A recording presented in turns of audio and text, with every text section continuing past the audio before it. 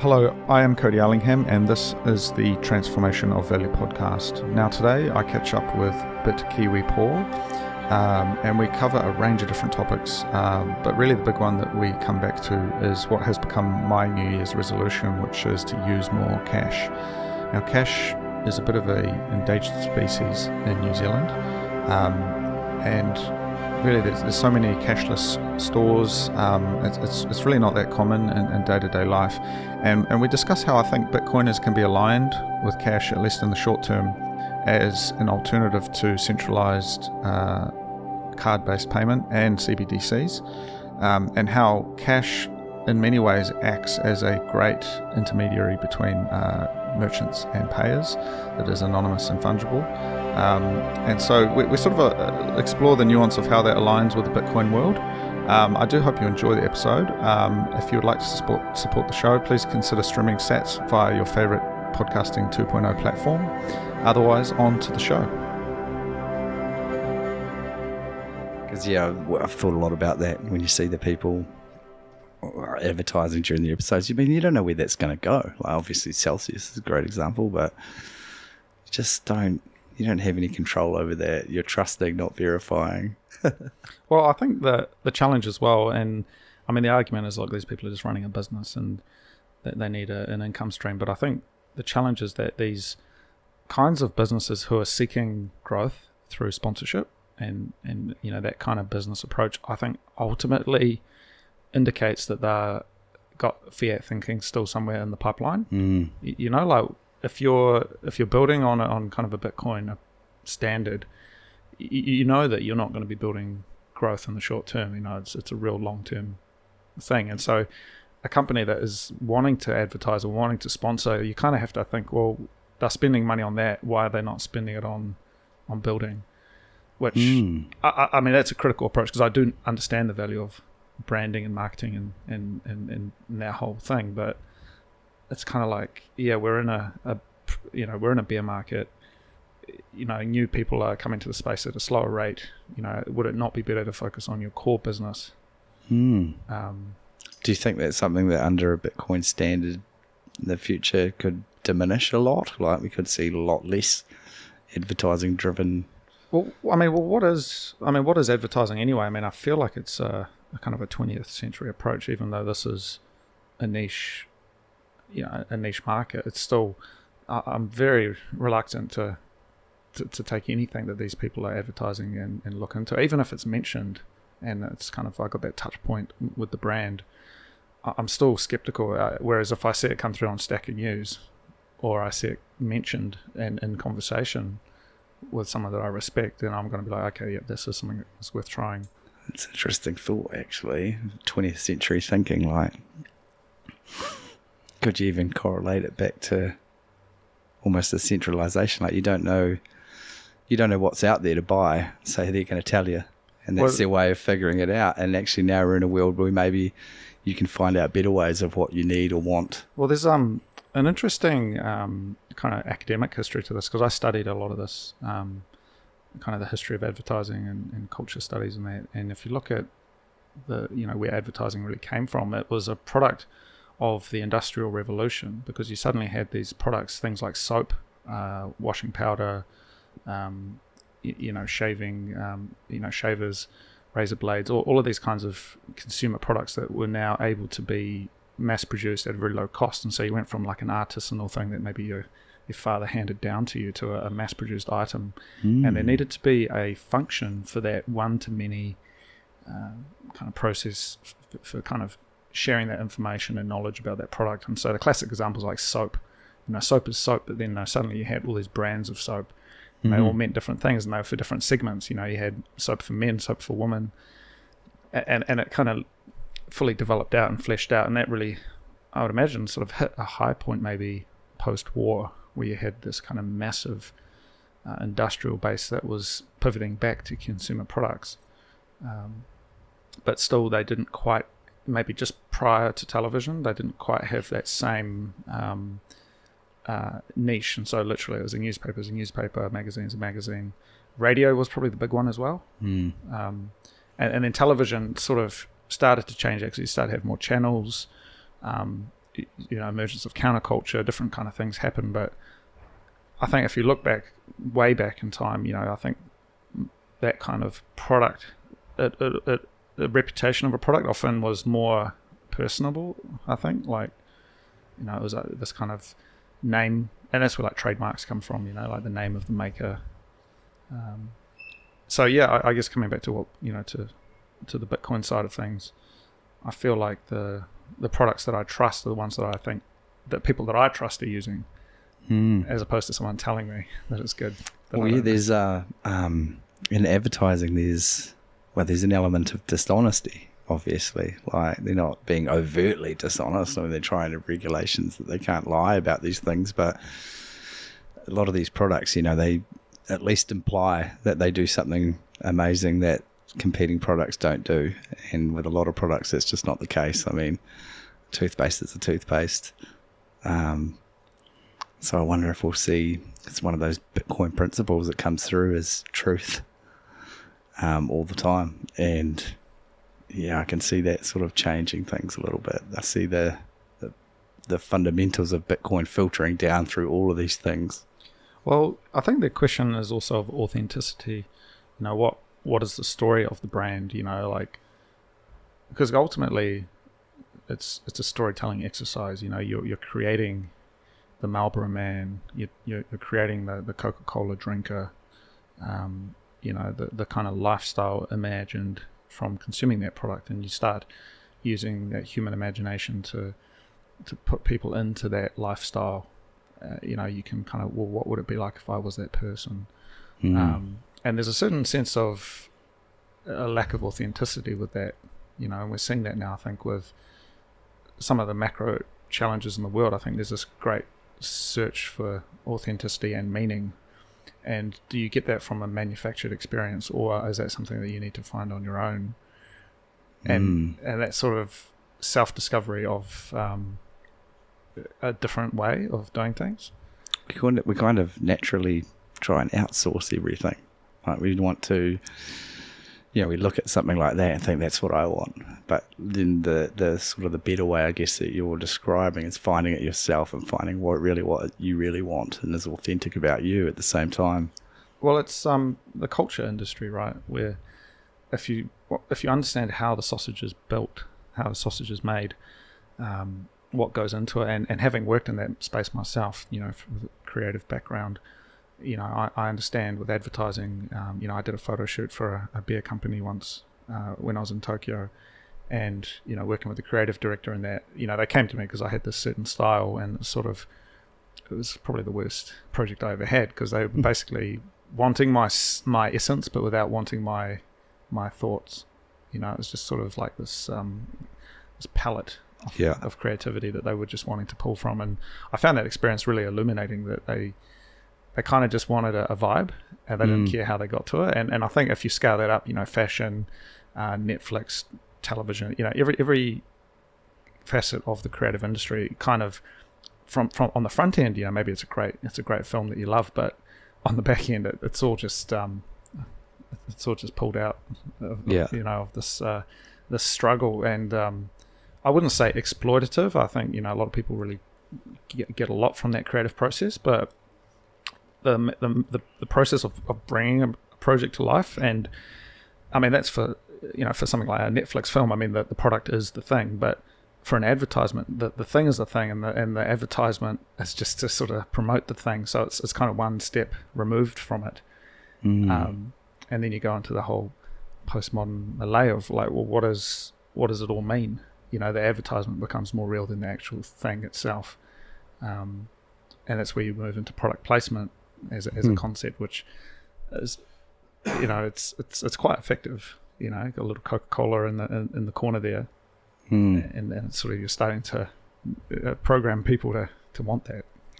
Yeah, when you think about ads and that, the whole thing that you're doing there is you're building the message rather than the product. In most cases, you've already got the product set in stone. Something like Coke that's been the same for a long time. And they're just concocting all these new messages and these new ways of making you think differently about it so that you'll buy more of it. There's a A classic media studies theorist called Marshall McLuhan. Have you heard of him? No. He's kind of old school. He's long dead, but he had this theory that the medium is the message, and it's kind of oft quoted by a lot of people. It's sort of referenced a lot, but he, his idea was, if you're engaging with a piece of culture or an advertisement through, say, television, that's going to give you a different experience to engaging through newspaper or through radio, and the internet as well is kind of an extension of that. And so the kind of the strata that we're upon, say for the internet, is markedly different to television. Internet is at its base, it's supposed to be at least many to many, but television sort of one to many, and that sort of changes the way things work. And so we've got this hyper localization of taste and kind of what people are seeking on the internet. You can kind of find anything there, long tail effect, whereas traditionally television and mass media in its original sense was literally one to many, radio, television, newspaper. You couldn't really tailor it for a specific kind of audience. Maybe you could tailor it for a geographic region, but you couldn't say, I only want to target this kind of person. Whereas the internet kind of enables that. And so there's an argument to say that perhaps maybe there's this connection between media and the way that messages are transmitted, but also the way that we use money to engage with those. So, I mean, I don't know, what are your thoughts on sort of, say, from the Industrial Revolution through to today, the different forms that money's taken as technology has progressed, and also the different ways consumption and consumerism has changed in that same period? It's interesting. I would think that the money, people would probably think that the money's largely remained the same, really. And I would say that the only real major difference in that is the dropping of the gold standard. But despite the advent of the internet, money operates in the same way. Like, they've just massaged the internet to operate fiat money the same way that it used to. And it appears fast in front of you on the internet, but the same old processes are happening in the background.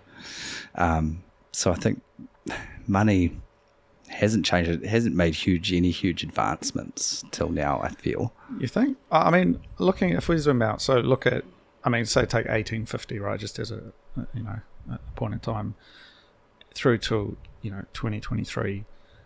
I feel like that period, sort of 1850 onwards, that was clearly a gold standard era, even in New Zealand. Paper money existed, but it was still, there was this concept of gold standard, and kind of gold was the basis. That at the same time, saw more and more urbanization, kind of a difference in the way banks started to operate. Maybe more banks appearing, but that kind of velocity. I think I'm just trying to remember who was talking about this, but that kind of velocity of money, with the invention of the telegraph, how that changed instantly what money meant, because suddenly you could send this this message over a cable, and it could move faster than gold ever could. Which up until that point, what was the difference between gold and paper? They both had to go on the ship at the same speed, but you could suddenly send this electronic message. I'm just trying to, I can't quite remember who was talking about that, but I had recently read some things, people talking about velocity of money in particular, but I mean, that's speeding it up, I guess, and the way that you deal with it around that era is when basically everybody started demolishing the gold standard of their currency, mostly through World War One, from what I've seen, and then it appears there was a lot of debate post World War One and through into the Depression around like, I know reading a bit about in Britain where they were very against dropping the gold standard. What does this mean? We've made all this money to support the war. We need to get back to the gold standard. There was a bit of a push, and that battle was lost, and it just sort of frizzled out and has gone. I guess just thinking about the original question, I guess those are major advancements in the way that we used the money. Whereas I was sort of thinking bigger picture around, I guess, the biggest steps in human history, from trading to to using some kind of currency to the gold standard to fiat now to Bitcoin. I think the challenge with that is it's I think there's a lot of apocryphal ideas of we had seashells or round rocks or something, but at least taking the example of New Zealand, what did we have since the arrival of Europeans in New Zealand in terms of a modern monetary system, and how has that changed? Because I think going to a pre-European time, it's interesting at how vastly different you have things like koha, different concepts which you see in other cultures as well, that are in a funny way. You talk about koha today as gold coin, or kind of as much as you can give or whatnot, and it's been kind of appropriated by this fiat mindset. But koha, in the original sense of giving something that you're able to give without, kind of in exchange for this mana or this respect, it kind of filled a different role, which I just don't know if we have the cultural apparatus to even sort of really understand what that means under a fiat standard, because it's always transactional. You can get a GST receipt for a koha, you can write it off on your tax returns. It's all within this kind of, or maybe not a GST receipt, but it's a taxable event in the sense that you do have to write it down. And it's been appropriated by the fiat system, really, isn't it? Right. So in name only, but it's kind of an interesting, if you do take, say, that 19th century approach, how have things changed, and bring it through to, say, I don't know, the 70s and the 80s, when you had, in New Zealand at least, this massive change under the Labour government. Was it fourth Labour government, David Longy and that, where they really just sort of took what had kind of been static for 40, 50 years, and massively changed it. And so you saw all of this deregulation of the banks and how they operate, which kind of led into the FPOS era as well, 1989. So that kind of change in technology, and it's quite quaint looking at these old FPOS kind of ads, kind of talking about it, because cash was still super popular. Cash and checks. I don't know if you remember checks at all, but it's sort of, I don't think I don't know if any major bank offers that anymore. No, they're pretty much gone everywhere now. I know in the last few years, have the banks completely finished with them yet? I'm not actually quite sure. I remember growing up, my mum always had a checkbook.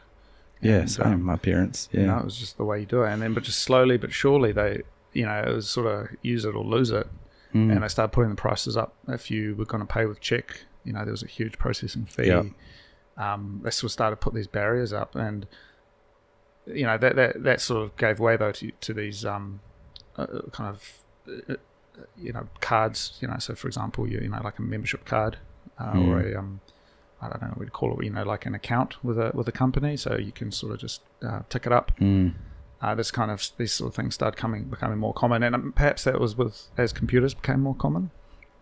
You sort of go into a trade store and get, tick yourself up on whatever, and kind of have it on an account that you pay at the end of the month, which kind of maybe was in lieu of a check in the old days. I don't know. I do remember taking checks to school for things when you had to pay for something at school, and mum and dad would give you a check to take in. And I remember in the 90s when there was a check situation, my main prevailing feeling about a check was, that's just an old, slow way of doing it. Even back then, you knew the old people use these things, sort of thing. It's interesting though, like if you break it down, because yesterday I was reading about, are you familiar with partially signed Bitcoin transactions? No. PSBT. So that's if you have some hardware wallets allow you to sign offline. So literally, it's not even plugged into anything; it's air gapped. You can sign half the transaction. So you create the transaction on just a normal computer that's plugged into the internet, but then you put it onto like an SD card. You can put it into this air gapped computer. You sign the other half, and then you take the SD card out. You put it back into the main computer, and you then broadcast that to the network. So it's kind of like the ultimate level of security that you can get with hardware devices. Because even like your standard hardware wallet, a lot of them you still physically plug it into the internet connected computer. Yeah. but this sort of literally air gaps it, and you got to take the SD card out and put it in, and you copy over like a file that's got the partially signed transaction on it. All right, that's pretty cool. But what I'm getting at is I thought it's kind of interesting because checks kind of not really, but kind of have this sort of same thing. Like you got a checkbook, you've got your piece, then you kind of rip it out, you fill it all in, you sign it, you literally sign it, you give it to the other person, then they got to go and take it and give it to their bank. But it's until you sign it, it's not ready to go. Yeah, that's right. And you keep your record of it because you've got the stub in the checkbook. I don't know, it's just, it kind of just the physicality of it's really interesting as well. There's sort of yeah. And then you balance your checkbook at the end of the month. That sort of. I do remember my parents training me on how to do my banking in a little banking book and work out how much money I should have. And so you weren't actually relying on. You weren't going to a machine to get a balance. You were figuring out your own balance all the time, and saying I've got this much money without. You'd verify that at the bank when you went there for something, but for most of the time, gosh, I couldn't even remember that until we just brought it up in conversation now. But I remember doing that to figure out how much money you have in your bank account. Yeah. This is another thing that I've been really interested in. So one of my New Year's resolutions has been to use more cash.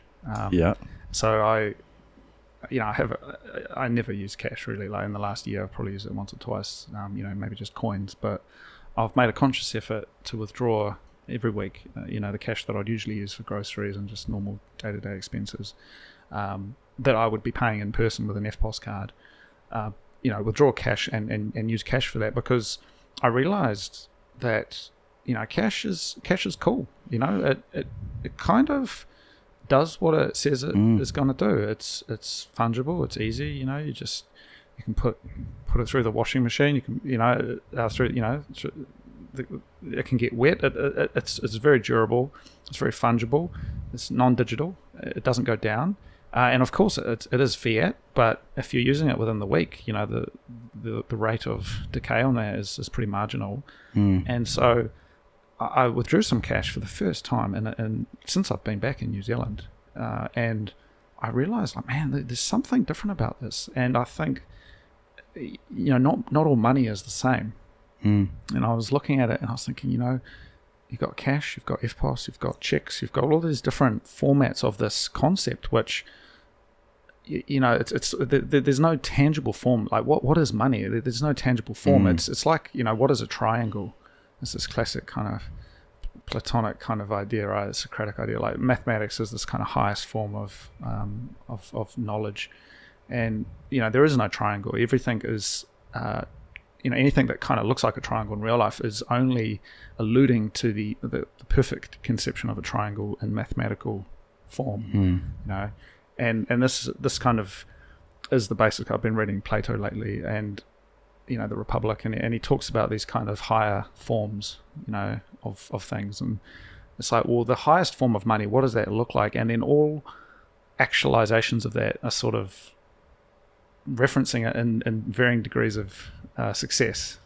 Yeah, well, I saw your a couple of things you wrote about using cash, and it actually got me thinking about it a lot, and kind of taking it back to your original question as well, where you said, what's the biggest, or how has money changed over the last 150, 200 years? The biggest thing is that we've really gone from cash or a physical good to, I guess, government-run money, basically. And it's funny you say that about cash, because, Bitcoin really is, out of all the instruments we use with fiat money, but cash is the closest, I think, equivalent to Bitcoin, because, Bitcoin is digital cash. When you exchange Bitcoin with someone, when you sign a transaction and send them some Bitcoin, it is most like exchanging physical cash out of all the ways that we transact with fiat money. Yeah, well, the options we have are pretty limited now. We don't have checks anymore, so it's FPOS or cash. Maybe, I don't know, what other options do you even get? Well, the number one is credit. Really. Oh, credit, yeah. But yeah, and that's the sort of the classic argument that it's the portability and fungibility of cash, easy user-friendly experience, but the value store that gold has, kind of in one. But it's funny you say that about using cash, because it does trigger your brain to something different. Like it's almost like you haven't really realised that it's disappeared. You've just gotten used to EFTPOS and all of that. Oh, yeah. And so when you go back to cash and you get that physical feeling back, it sort of triggers something, and you start to remember, or you start to think about like that classic question, what is money? Yeah. And I think that's kind of this theoretical kind of road that I'm on here, where like taking money, as the highest, as the form, right? They're kind of, we can define that in a couple of different ways. A store of value, medium of exchange, and a unit of account, right? It's kind of these three that are often cited as kind of money. But if we put that up here in this kind of higher plane, I think Plato calls it eidos, like the Greek word for form. It's sort of the blueprint upon which we build everything in real life. So that's way up here. Then we've got cash, which kind of, fulfills that to a degree. It's you can use it. It's tangible. It's got this physicality to it. But the real challenge is that with the bank, your money in the bank, there's kind of these numbers. They are, they're constantly debased, and the total supply is increasing, as we know. There's this printer, and it's not even a printer, because if it was a printer, and this is kind of often said, but if it was a printer, it'd almost be understandable. It's like, you got to actually print the money. You got to, you got to, push play on the printer. Just some proof of work there. You got to do some. There's a little bit of proof of work. You got to get the ink and the paper, but it's not even that. It's just digital, nothingness. Because even Weimar Germany, they had problems with the printing presses because they couldn't print enough, and so they invested heavily, ironically, in printing presses, because they just had to. It was a huge industry, printing enough money every single day to keep up. Well, there's probably some benefits there. I mean, if you're investing in printing technology, I mean, maybe that's where you get. I know for sure that a lot of those German. I mean, the printing press was invented in Germany, but a lot of those companies making high precision offset printers and stuff. A lot of them are German manufacturers. So I mean, I wonder maybe, even in a small degree, whether there was actually some economic benefit from having that technology there. Yeah. Yeah. But what we've got instead is this digital, empty nothingness that's opaque. There's no outputs. There's tech, as in kind of IT tech infrastructure, but it's all closed. It's not able to be used for anything else. Well, it's literally not backed by anything. There is no proof of work, and behind it, it's a button press. Yeah, I like that. So it's like cash. I'm more and more sort of falling in love with cash again. It's like there's just a little bit of proof of work. It's fungible. It's easy. And I was often thinking, if you're on a Bitcoin standard in your mind, you're pegging out to cash as I was thinking, it's like this hydraulic fluid. Like if I'm only going to be using it within the next week. It could be anything. It doesn't really matter. I mean, cash happens to be like the best, and New Zealand, currency cash is really good because it's so durable. It's these plastic notes. They don't rip or anything. Well, it's much closer to the original when we humans started using something to represent money, exchanging something like that. It's far closer to our older ways of doing things. It feels like, even though the coins aren't made of gold or anything like that, it feels like you're exchanging something that's got some weight in your hand. There's some value there, and you're exchanging it, and there's no need to track it or put fees on or anything. And it's almost like a proper trade, because you're actually giving them something and they're just taking it, and nobody needs to witness this or regulate it. Or I'm not quite describing clearly what I'm thinking there, but there's something more, I guess not primitive, but just sort of, there is that feeling where you're actually just giving something of value to somebody instead of just clicking a button. There's a fee taken there. You know what it is? In lieu of a receipt, what you're really getting is it's a physical manifestation of the transaction that took place. So you give me a coffee and I give you the money. You've now got the money, I've got the coffee. But in our current system, there's no physical manifestation of value transfer, and physical in the sense of nuts and bolts, real life physical. But even a digital, in a digital sense, where's that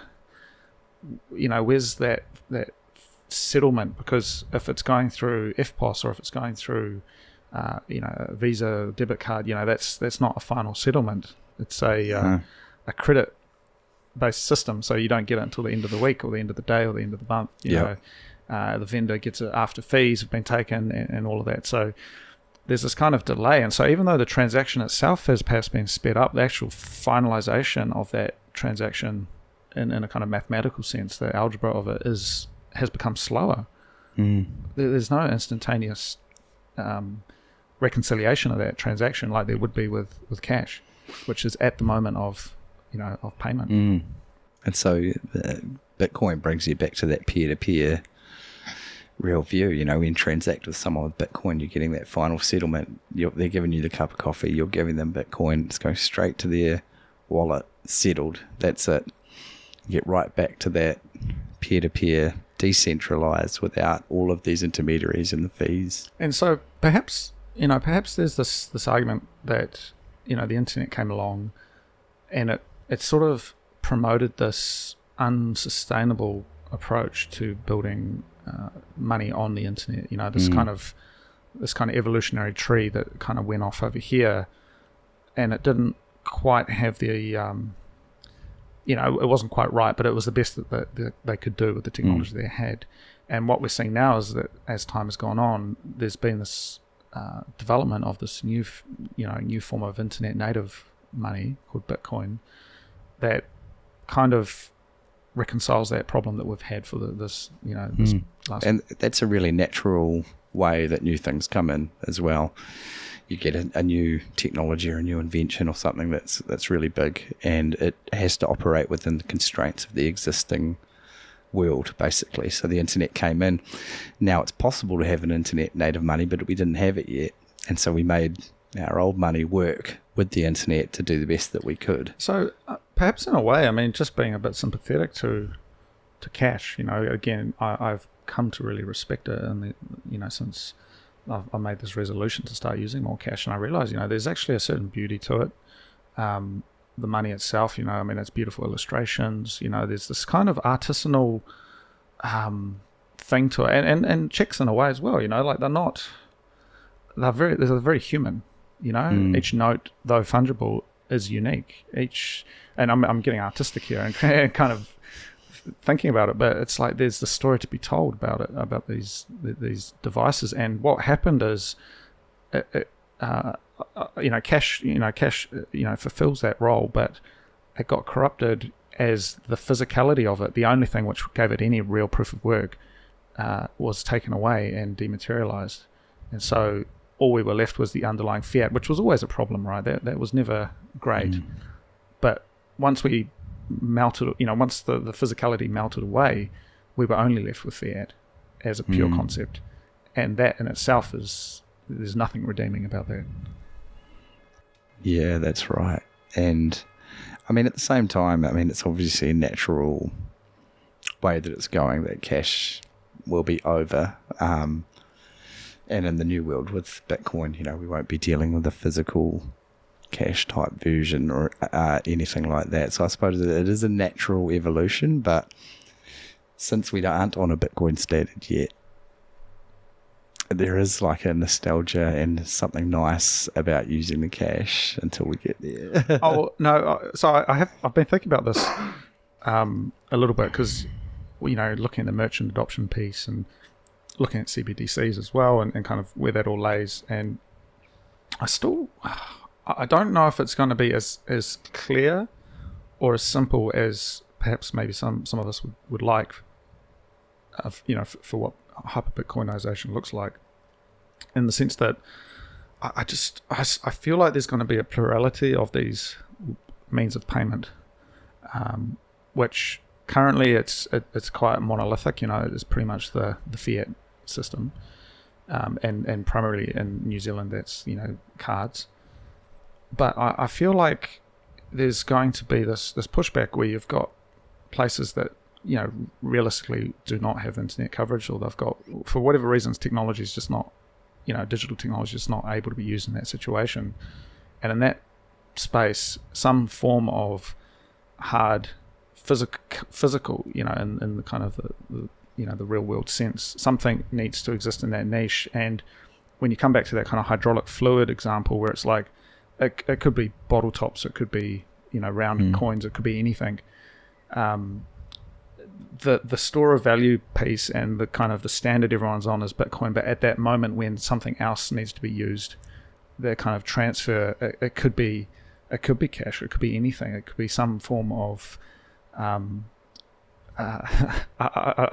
don't know, like some form of device that can intermediate that. And I mean, this is a conundrum, and I'm keen to explore this. I'm just thinking out loud here, but like, if you're in a place where there's no way to use a device, what is the alternative to cash in a Bitcoin world? Well, it's interesting because I think I mostly disagree, because I do think we're already in a system where with fiat you pretty much need the internet to transact in a lot of places. So in places where you don't have that and there's cash happening, then there is a question there, what happens? But I do think, the internet continues to proliferate. And I think the places where you need physical money now will continue to reduce. I don't know what the answer will be in the future, though, because I think most governments seem to be wanting to reduce cash further. I mean, a lot of places went contactless, whatever, in COVID, and they just didn't go back. And I think that's the trend, and slowly cash is just sifting away. Yeah, I'm interested to really unpick this a little bit. I feel like, again, the complexity of an emergent system that has a lot of feedback loops and a lot of different things happening, I don't think it's really ever just a clear line, right? I think there's a lot of these movements. I think of it sort of like the sediment layers, and I wonder if, for example, the same situation that would cause, say, an emergency situation where there's maybe a massive earthquake, massive outages of power stations and infrastructure. In what way, hypothetical, currently, how do you, without resorting to crime, how do you pay for your gasoline or goods or emergency food and things like that in a situation like that? Generally what happens is you use cash, or I think you get those little swiper things for credit cards that back in the old days, but say cash, right, is an easy example that most people have access to. Yeah, well, I'm trying to think, what do they do now? Like, well, it's cash, right? If you're in the US and you've got a snowstorm, it's like you got to fill your car up. Maybe the pump still works. You're filled up with gas. I mean, we must recognise that there are situations where the internet is off, basically, but you still need to pay for something. In that situation, cash fills the gap. And I guess what I'm trying to push towards, or what I'm alluding to, is there a more nuanced future where we see almost like a cash front end available, sort of like a layer 2, not some sort of open dime kind of thing, but like literally just cash New Zealand dollar front end.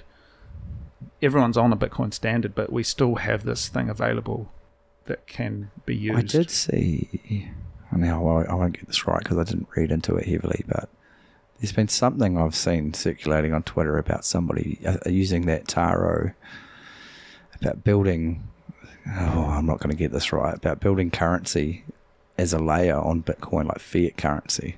Oh, like Fediment, or? Oh, maybe. I'm not well versed in this. I can't really speak to it with any authority. Well, I guess, like, looking at it though, like, we're in this situation, maybe there's a massive earthquake, everything's out. I mean, and this is a pretty rare situation, let's be fair. And in a current system, most people would be, pretty out of luck as well because they haven't got cash, right?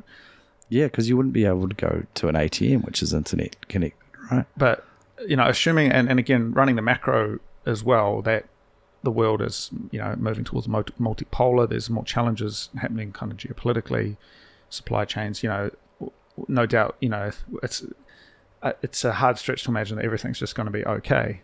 I think we're going to see more and more challenges in the world just in our daily life. How do you reconcile that with a cashless society, whether it's Bitcoin or card or whatever? I think that's an interesting thing to think about, and I guess what I'm coming back to is, in a roundabout sense, is cash and the push for cash, and it's kind of the pushback against what happened to checks, right? The pushback against that happening to cash, really important for us to align with as Bitcoiners, so that we say, look, I'd rather see cash being used than cash not being used as a Bitcoiner, even though it's fiat. And kind of a more nuanced tactical argument there, which is because cash is still, it's fiat, but it's like maybe a less bad form of fiat than and I'm just playing that argument here, but yeah, I've seen a few Bitcoiners pushing back on the elimination of cash, seeing it as quite a bad thing. Well, I actually had a guy tip me. I wrote the article on stacking use. Actually, a core Bitcoin developer tipped me on stacking use for that piece I wrote about cash. And he said, yes, we need to, because I wrote this article about my New Year's resolution to use cash, and he said, yeah, I fully agree. Bitcoiners, and he said, Bitcoiners should get behind this, because I just feel it's like, picking your fights, and it's like, really, what's the issue here? Because cash, it really does work for what it's designed for. It's not designed for saving. But if you're out in the, you're out in the middle of nowhere, you need to fill your car up, internet's out, there's no coverage, my phone's dead. What do? I can't scan the QR code to pay with Lightning, but I can bust out a 20 from my wallet. See, in a situation like that, you're going to be fine, because you're withdrawing some cash on a regular basis to be able to use, but the rest of us are still going to be up shit creek, because the ATM's not an option in that situation. It's interesting. I saw that a while back now. There was a guy who built something so that you can transact Bitcoin on the old mobile network. But that's just another network that can go down. I mean, it's not the same at all. Well, it's sort of the layers of resiliency, and I think, again, prefacing all of this is that it's that we're just having this discussion because I think you can agree that there's complexities to the world, which mean we can't just go from A to B in a nice straight line and we're all on the Bitcoin standard. I think there are complexities, and there's these edge cases, and there's these situations where things just don't quite work as you would expect. And so from a retail perspective, 99% of the time, yeah, sure, FPOS is going to work, and if everyone had Lightning enabled, you could probably use Lightning as well. But it's in that 1% of situations where you've got the Canterbury earthquakes, you've got the massive Wellington earthquakes, you've got volcanoes, all of these things that we love in New Zealand going off, and you're stuck. What do you do in that 1% of time? Because that is actually what I argued as well, is that cash has a higher value, or either a higher value or digital money has a lower value, in the sense that cash, if you need to pay for something and there's no other way to pay for it, you'd pay twice as much to still get it if you need it, right? And cash always enables you to pay. And so cash actually has a premium value on it, or because it's the lesser used of the two, I would say it's a premium. So, I said 2 to 3% increase in value. So $100 of cash is actually worth $102 in funny money terms, because in the one in 100 times that I need it, it's going to be there for me. Yeah, that's interesting, because I do think we'll see Bitcoin and fiat currencies operating alongside each other for a long time, and so perhaps this cash fallback is what we'll see in times of natural disaster, etc. But it does pose an interesting question of what happens far into the future in a hyper-Bitcoinized world when these disasters happen, because there is no equivalent to physically spending cash, and with Bitcoin it is purely network based. So I don't know the answer, but maybe it's a sliding. Again, the sediment of it is sort of sliding and moving at different rates, but because obviously if it's fiat, and in the sense that it's been printed away, it's hyperinflating. You've got $100 cash this week, but to get that same value, you need to get $200 the next week, and it just keeps going up. surely that works on a day-to-day, week-to-week basis, but when things get bad enough, even then it becomes uncontrollable. And you can see that in a place like Egypt, they've just had like a huge debasement, a huge, it lost its value. So, I mean, that's right at the end of the game though, but there's this huge middle piece, kind of the mid-game, where it's just kind of floating along. People are still using it. Some people are mandated to use fiat for whatever reason. Just like some people are mandated to have bonds and that sort of thing. So is there kind of this middle period where fiat is losing value and it's continuing, it's kind of accelerating, or inflation is just kind of continuing on, maybe not accelerating, but it's continuing to lose value as it always has, but some people are continuing to use it. And you can still buy newspapers. Yeah. Yeah. So is that even a scenario we need to consider? Maybe there's and again, I'm really interested in the complexity of this. Like, maybe in the distant future, is there some other open dime type physical unit that emerges? I think someone will come up with something, and you'll probably see them come up with it in the first time in a truly Bitcoin world, where you get a disaster in a country where everyone's on the internet all the time, transacting with Bitcoin all the time, and you get a disaster. That might be the situation where someone comes up with something. Like, I have a question, like when the volcanic eruption in Tonga, what were they doing then? Because they were cut off from internet and power for how many days? Yeah. Most people must have been in a state of absolute disaster, and they were more worried about making sure people were alive and food and water. Well, you can't be looting though, so it's like, you still need to be able to go and pay for stuff. Otherwise, it turns into a bit of a shambles. I only suggest Tonga because I was trying to think of examples of major disasters in places where they may have been relying on the internet for payment. I don't think it takes much. Like, the FPOS network goes down just, if you sneeze, it doesn't take much. I'm pretty sure in the Canterbury earthquakes, you weren't just going to be sitting there trying to use an FPOS machine. I think maybe you could have, but it would have been a lot faster if you could have just paid cash. And I know for sure, a personal example, when we had the lockdowns, that last night before the last lockdown, if I could have just walked out with the groceries and just thrown some cash at the cashier, I would have. But I had to line up, because I would have gone through and just scanned everything myself and got the price and said, all right, here's the money, I'm walking. Because I was about to lose the plot at the New World, because I was lined up for an hour trying to get my groceries, because we were about to go into a lockdown. And that, and I was on edge, and if I could have just given them the money, I would have paid twice as much. I would have just given them a couple $100 and said, look, I'm just walking out with this stuff. I'm not standing in line anymore, because I need this food for my family. But I can't be in here. And they were closing the doors. There were people who couldn't come into the supermarket. And that was not, I don't know, do you remember that? I didn't, yeah, I didn't have a situation like that. It was pretty crazy, man, because we heard, it was like 5 o'clock, no, was it? That night, they sort of announced the snap lockdown. And I can't quite remember what it was, but I remember just being like, I've got to get, because we had nothing in the cupboard either, which is probably my fault for not preparing properly, but... I was a little bit doomsday, to be honest. When I followed the news closely when it first started getting reported around Christmas 2019 in China, and I was reading it and I was saying, this is something. And I got a bit doomsday preppy and I slocked up.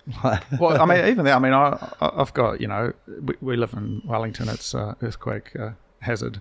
So, I've got water and stuff, but, you still want to have enough fresh meat and veggies and stuff. And that was a clear example to me that if I could have, I would have paid twice as much. So I think, say I brought $150 worth of groceries that night just to get through the week. I would have gone up to the cashier, given them $300, walked out the door, and I think I'm not stealing at that point. I'm just giving them the money so that I can leave and get out of that situation where there's 1,000 people in the supermarket. And honestly, the vibe, it was just so stressful, because everyone had trolleys, and so the whole supermarket was like congested. And that fear is like, well, if I don't get this food today, am I even going to be able to get back here? It wasn't clear as I was Omicron. But anyway, that's sort of reliving some past trauma there. But there is these examples, and I'm just, interested, like, are we thinking about this too literally?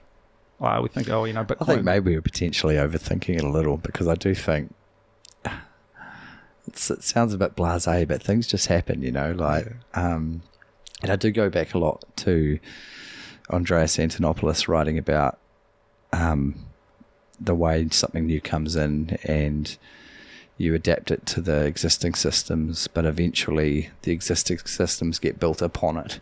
So that goes back to that mention of Fediment, or these things I don't completely understand, but building the old system on top of, as a layer on top of Bitcoin, I do think that will happen, because it just seems obvious to me these things are going to be in side by side for a while. And so they'll just make Bitcoin eventually will become the base layer for everything, and then you'll just transact in Bitcoin only. And I think that kind of fits nicely with the way the internet came in. So we operated the internet on phone lines, and then eventually we operated phones on internet lines. Yeah. And so I think that's what we'll see. At the moment, we talk about Bitcoin based on fiat. You mentioned somebody to Bitcoin to somebody who doesn't know anything about it, and they're just like, oh, how much is it worth? Immediately they think about Bitcoin in fiat terms. Yeah. And then I think that will flip. Eventually you'll get the entire fiat system built on the Bitcoin bedrock. Well, okay, so this is where I think Plato comes back into it. So, he talks about this eidos, this form of, the highest form of mathematics. And I think what's confusing for us here at this quite transitory, quite early period really, is that we're talking about Bitcoin, and it's kind of like there's the capital B Bitcoin, which is the form that exists above all else. It's this kind of concept, only a concept of this kind of absolute thing, absolute scarcity, all of these grand ideas that we often go into. But then there's kind of the Bitcoin with the little b, which is the actual usage of that as a day-to-day system.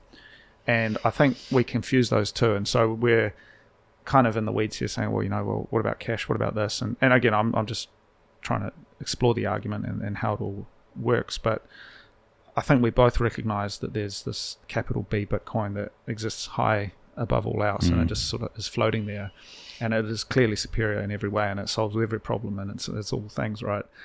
But what we're looking at is the manifestation of that in the real world. Well, what if your wallet doesn't work? What if the internet's down? But those are all real world kind of physical kind of integration challenges, which maybe there's ways around that will emerge with the free market over time, as you say. But all things will eventually, and even if it is some sort of paper, as it literally like those QR codes that I printed out from the tipcards.io, which I love.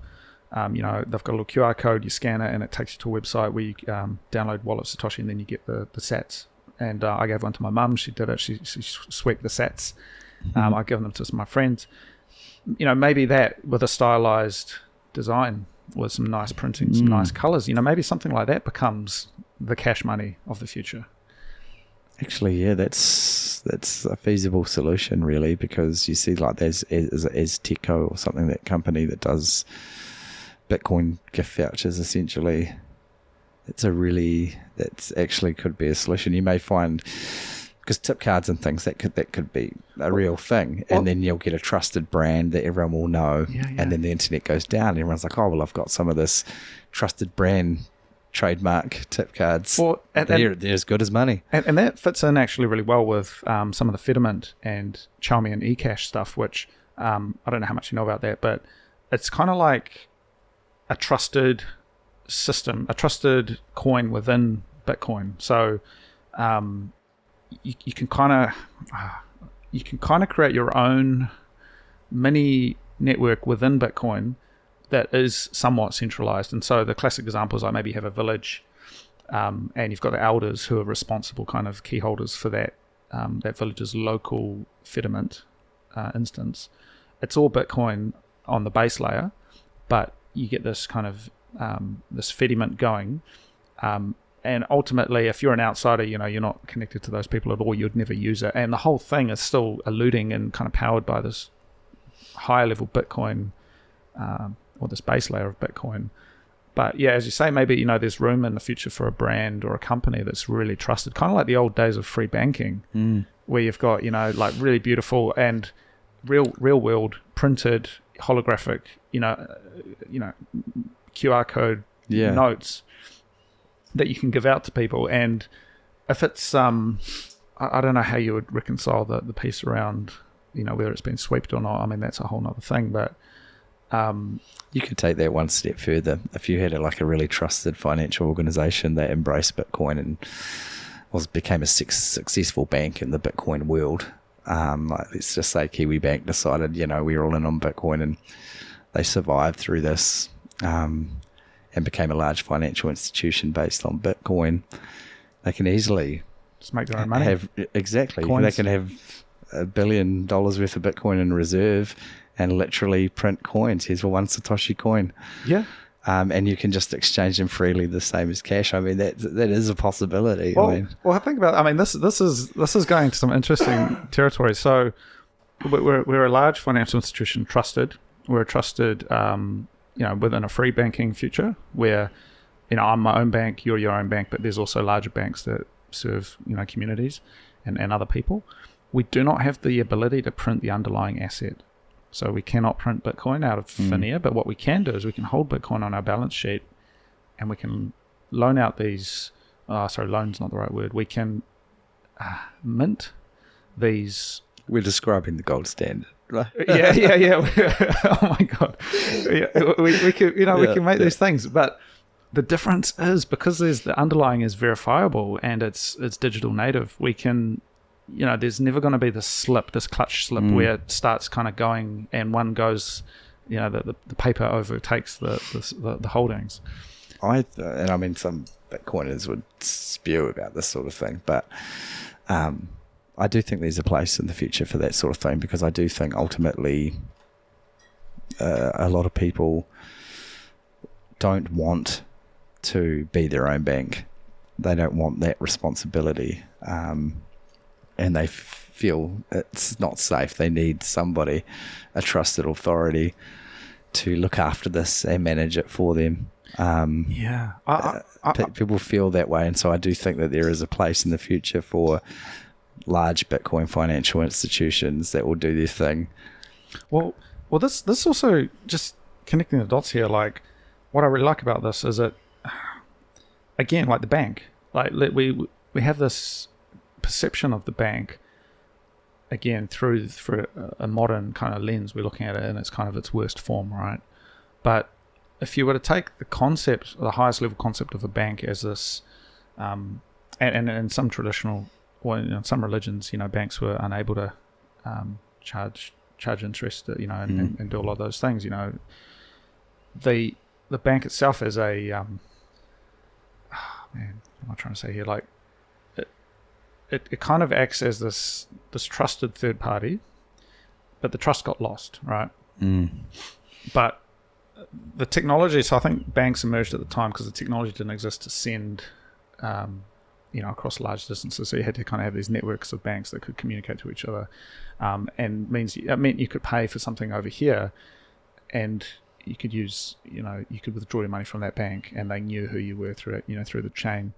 But maybe does the underlying definition of what a bank has changed to some sort of more holistic kind of service provider that's ultimately not able to just print the thing that that it's trying to sell you. Yeah, well, that's the great benefit of Bitcoin, that no one can print it. Yeah. But yeah, I mean, like so many other things, the way full reserve banking, in theory, is great. We've gotten away from that to fractional reserve, but perhaps although perhaps you could argue in Bitcoin and maybe the crypto world, the likes of Celsius and whatnot, it's dangerous. That's what they were, and you couldn't see that they were frittering away, not holding reserves. I mean, and with hindsight, you could logically say that because they were offering unrealistic gains on staking, but. Well, is there an opportunity to redefine this a little bit? I'm curious. I think we're broaching some ideas here, like redefining what is a bank? Like what is a bank?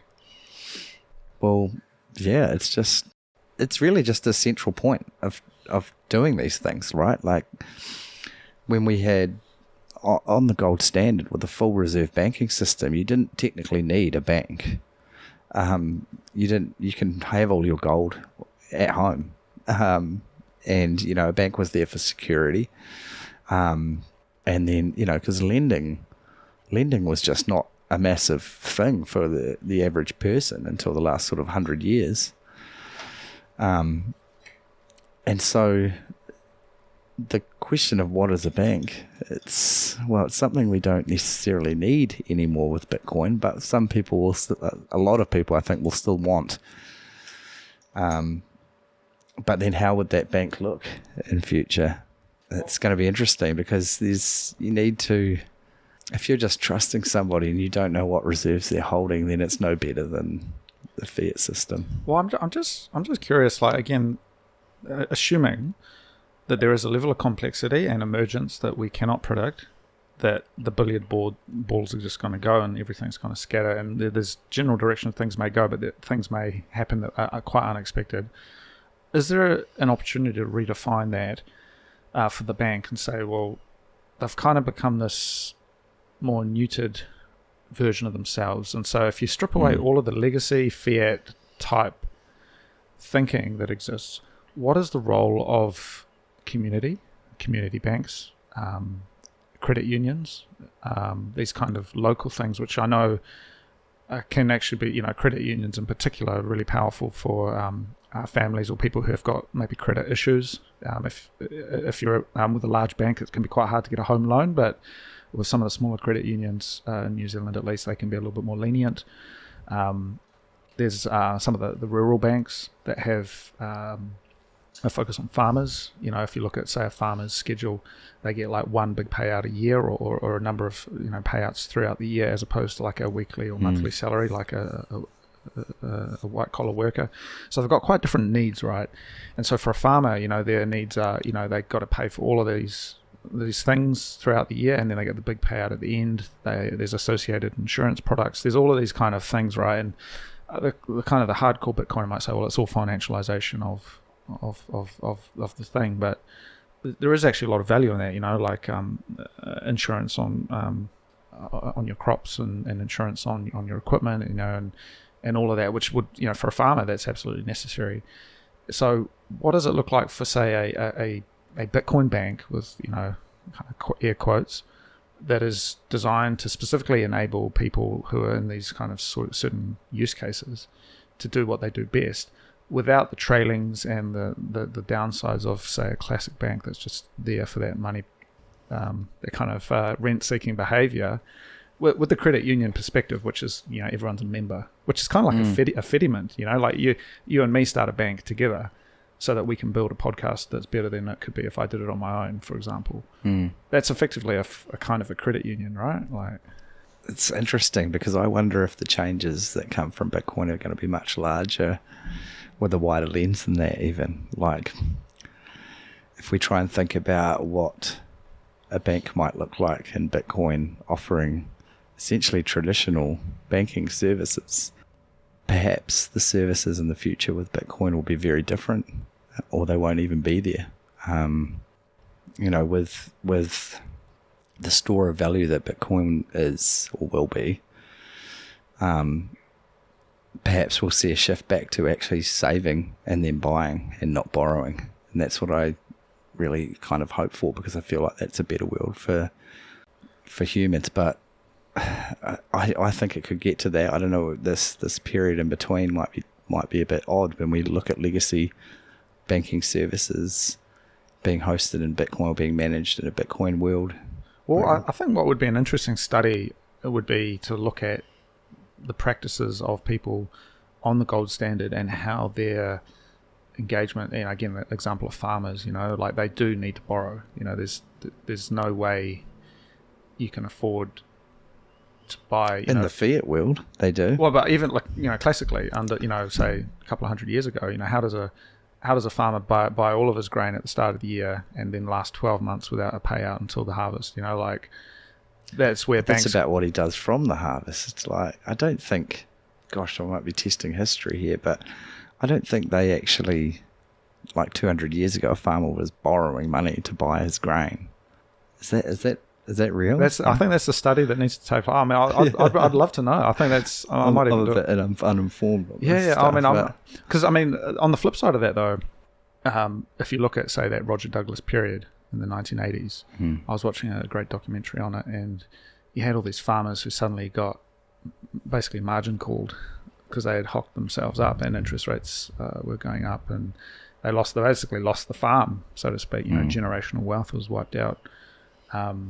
Because they were basically indebted, and you have these kind of classic stories of like the National Bank kind of bank manager going around, suit and tie, kind of driving out to the country farm and repossessing the farm, because these guys had hocked themselves up. So yeah, maybe you're right. I mean, I think it would be a really interesting study to just go back to say clearly gold standard periods in time and how different parts of society operated, how they what their concepts of credit and debt looked like, how the different layers of society engaged with each other, and perhaps we could find some answers that would help us there. Because it was only sort of 100 years ago there where a person would get a job, save some money, buy land and build a house with no mortgage. And that was because the land and the materials and labour for the house were priced to the market, essentially. Now we've got all this value stored in property, so now we really have to get mortgages because property is worth so much. It's such an expensive undertaking. Will the Bitcoin standard see us resort back to a time where you're actually paying for the utility of the land and the house rather than for the value that is stored in the property market?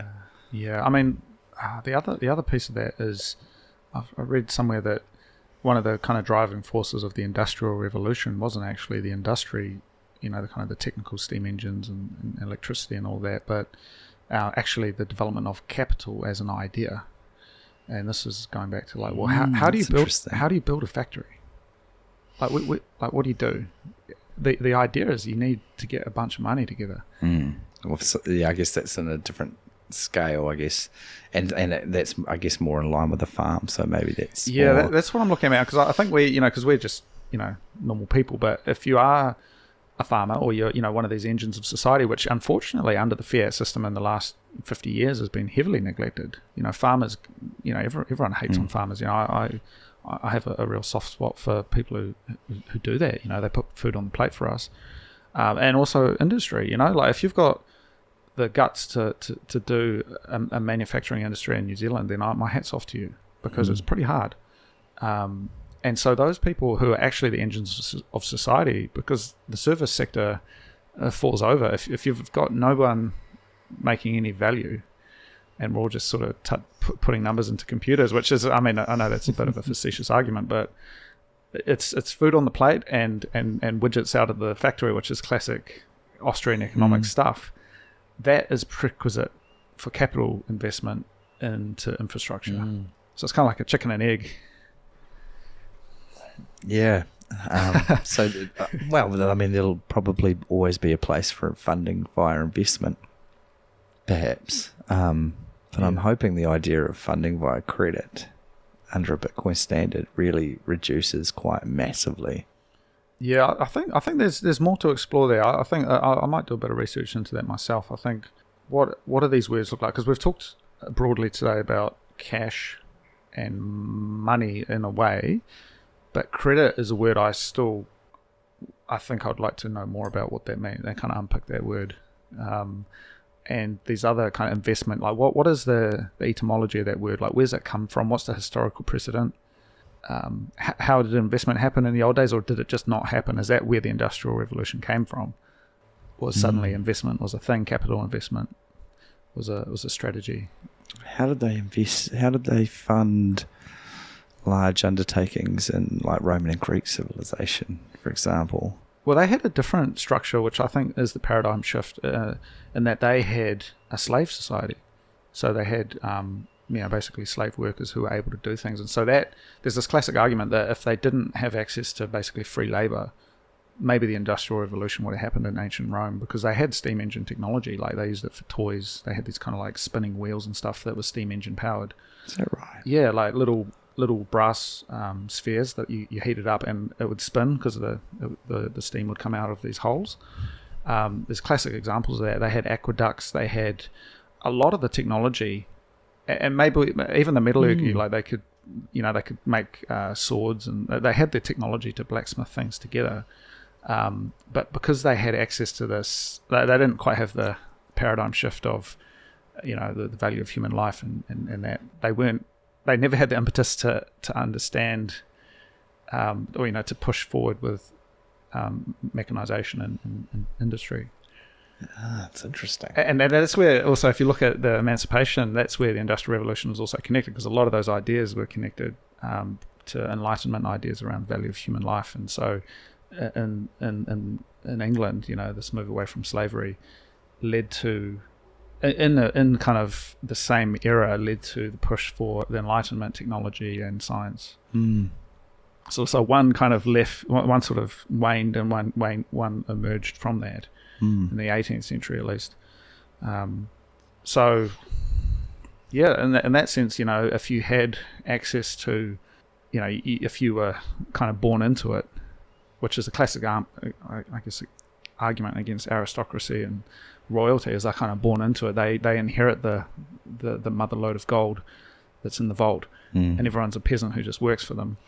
Which is kind of, obviously we don't want to go back to that. It's where revolution came from, right? There's Russian Revolution and French Revolution and all that. So, I don't know, just all of these moving parts, kind of reconciling them. Interesting. Yeah. But I think that's a topic for another day. I think we've covered some great ideas, man. This is good stuff. Definitely interesting thoughts. Enjoy the riff. Yeah. All right, man. Well, we might wrap this one up here, Paul. And catch you next time. Yeah. Cheers, Cody.